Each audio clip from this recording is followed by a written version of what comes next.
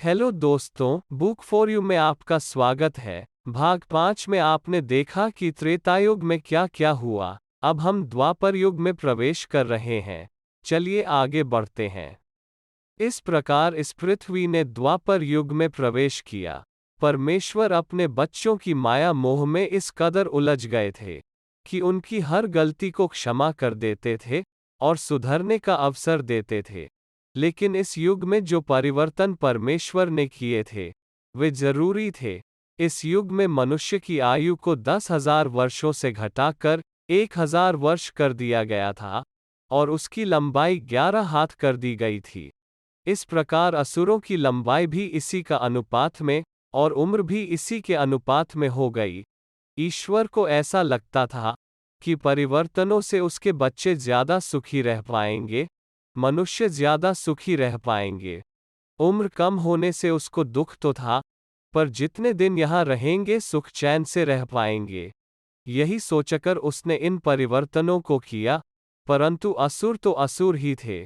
उनका मानना था कि 1,000 वर्ष क्या, अगर 100 दिन का भी जीवन मिलेगा तो भी हम इस पृथ्वी पर मनुष्यों का संहार ही करेंगे और अपना आधिपत्य जमाने की पूर्ण कोशिश करेंगे। असुरों ने मनुष्यों को अधर्म के पाठ पढ़ाने शुरू किए और धीरे धीरे लोगों को धर्म के मार्ग से भटकाने लगे। फलस्वरूप त्रेतायुग की अपेक्षा द्वापर युग में अधर्म बहुत तेजी से बढ़ रहा था। ईश्वर के ना चाहते हुए भी असुर इस काम को कर रहे थे। परमेश्वर ने देवी देवताओं और ऋषि मुनियों को मनुष्यों के पास भेजा और शास्त्रों और वेदों के महत्व को लोगों को फिर से बताने को कहा, जन जन तक इस बात को पहुंचाने के लिए कहा, जिससे कि वह सन्मार्ग पर चल सके।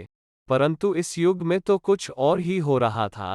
धर्म और अधर्म के अलावा एक बात और थी जो शुरू हो गई थी, और वह थी वर्चस्व की लड़ाई। यह वर्चस्व की लड़ाई सिर्फ असुरों में ही नहीं बल्कि अब मनुष्यों में भी शुरू हो गई थी। जो मनुष्य अभी तक मिलजुल कर रहते थे, एक दूसरे की सहायता करते थे, एक दूसरे के हक के लिए तत्पर रहते थे, वही मनुष्य असुरों की देखा देखी वर्चस्व की लड़ाई में कूद पड़े थे। जिस प्रकार असुर आपस में लड़ते झगड़ते थे कि कौन राजा बनेगा, किसका वर्चस्व होगा, उसी प्रकार असुरों की मनुष्य के बीच में अधिक मौजूदगी ने मनुष्य में भी इस भावना को जन्म दे दिया था और मनुष्य आपस में ही झगड़ने लगे थे कि मैं राजा बनूंगा, मेरा वर्चस्व होगा।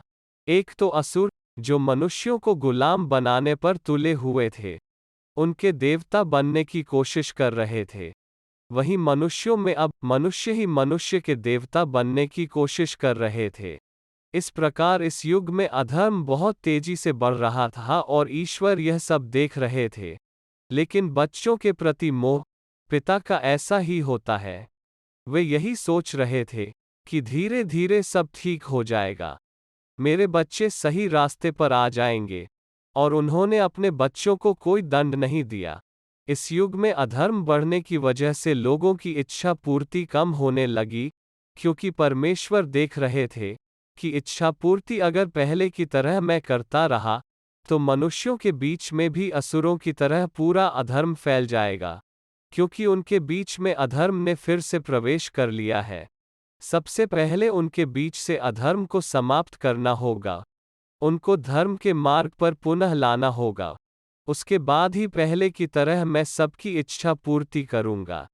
ईश्वर ने अपने हजारों देवी देवताओं को मनुष्यों के बीच में भेजा कि किसी तरह इस अधर्म को समाप्त किया जाए, परंतु मनुष्य को अब सत्ता और वर्चस्व दिखाई दे रहा था।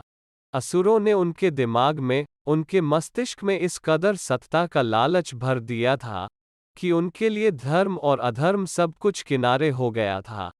ईश्वर ये सब देखकर बहुत दुखी हुए, और जैसे अब तक मनुष्य की रक्षा करने के लिए बिना बुलाए दौड़े चले आते थे, अब उन्होंने ठान लिया था कि जब तक कोई धर्म पुरुष या स्त्री उनको पुकारेगा नहीं, तब तक वो उनकी रक्षा के लिए नहीं जाएंगे। अब समय आ गया है कि अपने बच्चों को अपने आप सीखना होगा। धर्म और अधर्म का मार्ग अपने आप चुनना होगा, क्योंकि अब तक ईश्वर ने अपने बच्चों के लिए समय के पहले ही सब कुछ कर दिया था। और उसका नतीजा यह हुआ कि ईश्वर के प्यार ने बच्चों को बिगाड़ दिया था। अब वे सब परमेश्वर की बात सुनने को भी तैयार नहीं थे। तो उन्होंने सोचा कि अब बच्चों को कुछ सीखना होगा, अन्यथा ये बहुत जल्द नष्ट हो जाएंगे और मैं भी कुछ नहीं कर पाऊंगा। एक बार फिर अधर्म के अत्यधिक बढ़ जाने की वजह से जितने भी धार्मिक लोग थे, उनका जीवन बहुत दुश्वार हो गया था। उन्होंने ईश्वर की दिन रात प्रार्थना की, और एक बार फिर परमेश्वर को खुद अवतार लेकर आना पड़ा और कृष्ण के रूप में वह धरती पर अवतरित हुए। धर्म और अधर्म के बीच के युद्ध को समाप्त करने के लिए उन्होंने भरसक प्रयास किए, परंतु मनुष्य अब सुनने को कुछ तैयार ही नहीं था। उसको तो बस सत्ता चाहिए थी। अब मनुष्यों की दुनिया दो हिस्सों में बट चुकी थी। धार्मिक मनुष्य ईश्वर को मानते थे और अधर्मी मनुष्य जो ईश्वर को असुरों की तरह नहीं मानते थे। जैसे असुर नहीं मानते थे, वैसे ही वह भी नहीं मानते थे। परमेश्वर ने इस खाई को भरने की बहुत कोशिश की, परंतु अधर्म ने अपने पैर बहुत गहरे जमा लिए थे। फिर ईश्वर ने एक बड़ा और कठोर निर्णय लिया कि असुरों को तो मैं बाद में देख लूंगा, परंतु पहले जो घर में कलह मची हुई है, उसको रोकना बहुत जरूरी है। और उन्होंने यह निर्णय ले लिया कि धार्मिक मनुष्यों के हाथों से अधर्मी मनुष्यों को समाप्त करना होगा, क्योंकि अब यह लोग इतनी आगे निकल चुके हैं कि इनको वापस सत्य मार्ग पर लाना संभव नहीं है। अतः उन्होंने एक योजना के तहत अधर्मी मनुष्यों को समाप्त करने का मन बनाया। पृथ्वी पर से अधर्म को समाप्त करने के लिए इस पृथ्वी पर अब तक का सबसे बड़ा युद्ध हुआ, जिसमें परमेश्वर ने अपनी सहायता से धर्म का साथ देकर सभी अधर्मी मनुष्यों को और उनके साथ अधर्म को समाप्त किया, और एक राहत की सांस ली कि कम से कम अब असुर ही हैं जिनको मुझे देखना होगा।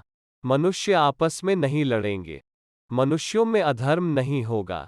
इस संतुष्टि के साथ एक बार फिर परमेश्वर अपने धाम को लौट गए।